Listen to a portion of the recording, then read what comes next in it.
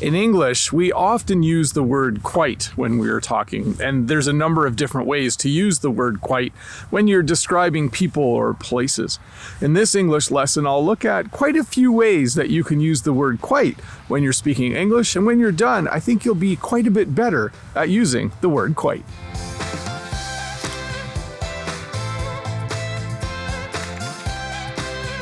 One of the ways English speakers use the word quite is when they use it with the word the to talk about a person or thing that's remarkable, or to talk about someone or something that is awesome. You might hear something like this. Maybe you know someone who's a really good athlete. You could say, she's quite the athlete. Maybe you know a person who's a really, really good musician. You could then say, he's quite the musician.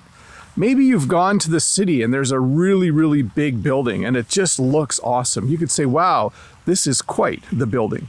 So one of the first ways we use quite, we combine it with the word the to talk about a person or thing that is awesome or remarkable. Another way we use the word quite is when we want to emphasize the description of a person, place, or thing, or when we want to emphasize the description of an action. Maybe you know someone who's really good looking.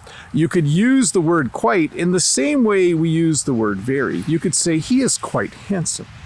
Maybe you go to visit a friend who just moved into a new apartment and you thought it was going to be big, but it's actually small, smaller than you thought. You could then say, the apartment is quite small.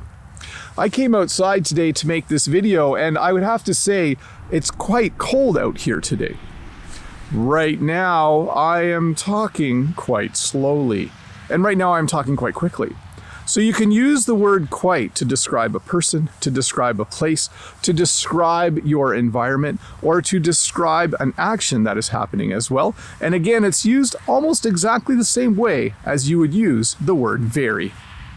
We also use the word quite to emphasize how much we like doing something or how much we enjoy doing something.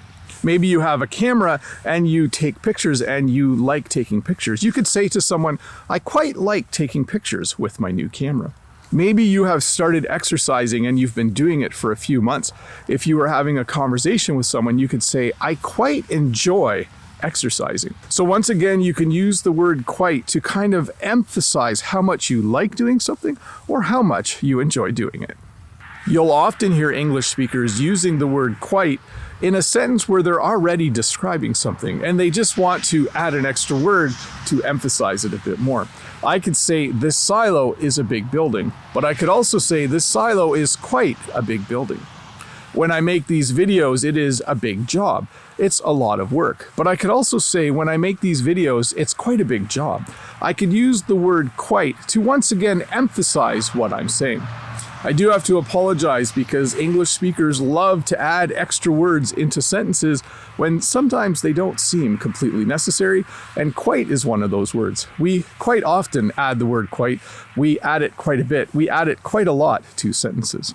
And by the way, that's a few more phrases with the word quite to just say that something happens a lot or that something happens frequently. Sometimes we say quite a bit, quite a lot, or quite often when we're using the word quite in an English sentence. Anyways, thank you so much for watching this lesson. It was kind of put together quickly. You might be able to recognize that. As you know, I was a little bit sick a week ago, so I kind of rushed this one, but I hope it was still really helpful for you. Remember, if you're new here, don't forget to click that red subscribe button.